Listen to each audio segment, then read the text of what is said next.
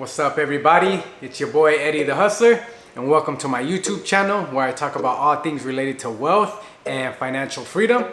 So today I want to talk to you guys about a principle that really changed my perspective with money when I was first starting out, right? So a little bit of background on my journey and about me. Growing up, I grew up in a Mexican household, right? Blue collar.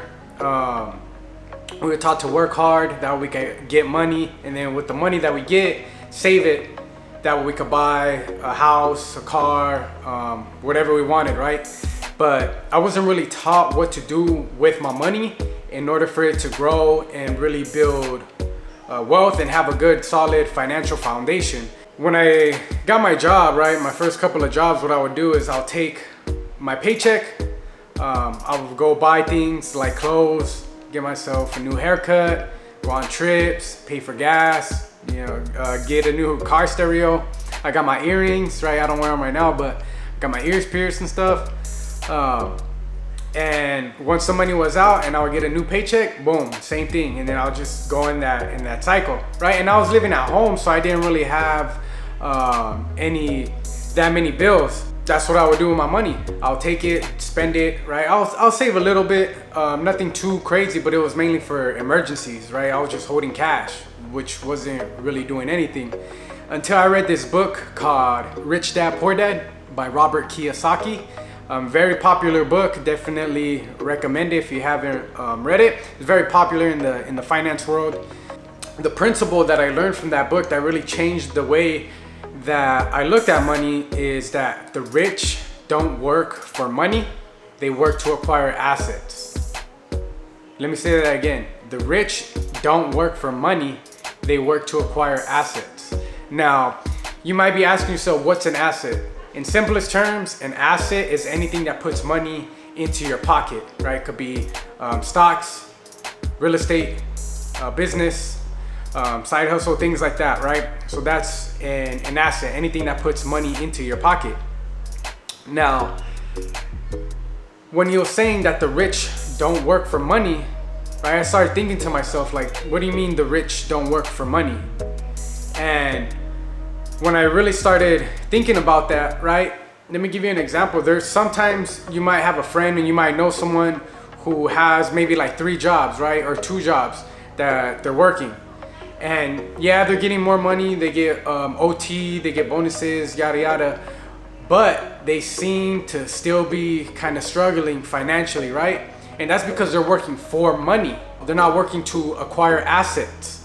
And the reason why assets is because, one, when you take your money and you put it into assets, you're converting it, right? So like, for example, if you have cash and you want to buy a house, let's say the house is 400,000, you have 400,000 in cash. Super simple example, right? That $400,000 in cash is now turned into a house, something tangible, right? Something that you can see, that you can touch. And on top of that, with time, the value of that house, so that $400 is gonna increase, right? So that's called capital appreciation. Boom, that asset's gonna go up. And on top of that, if you were to rent that house out, you could get paid cash, right? So that's a monthly income. And that's the benefit of having your money in asset. And another thing too, with investing your money into assets, right? Buying assets, is that you allow your money to work for you.